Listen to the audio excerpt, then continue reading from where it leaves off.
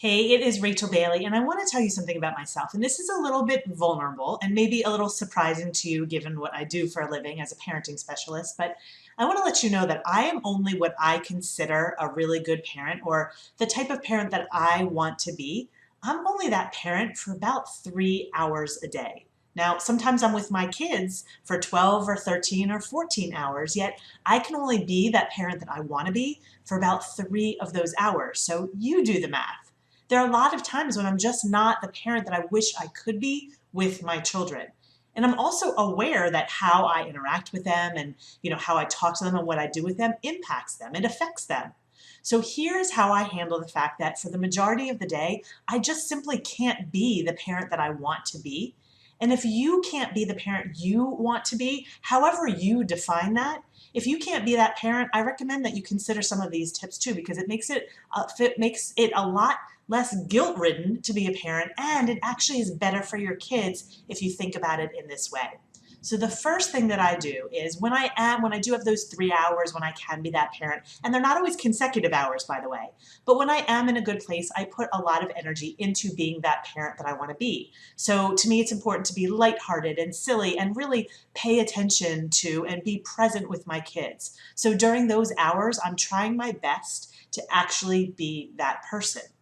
But when I'm not in those hours, the other thing that I do is I try to do at least one thing a day where I'm making what I call a deposit into my relationship with my child. So what I'll do is something that does not take a lot of time, it does not take a lot of energy, because at those times I don't have a lot of energy. So it might be something like just asking them a quick question about something that they care about, or putting down what I'm doing and looking up and really listening to them when they're answering a question.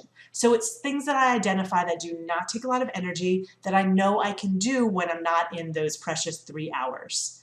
The other thing I do is I spend energy when I do mess up. I try to do what I call repairs. So when I do yell at my kids or do something that I later regret, I'll talk to them about it. I will ask them what it was like for them.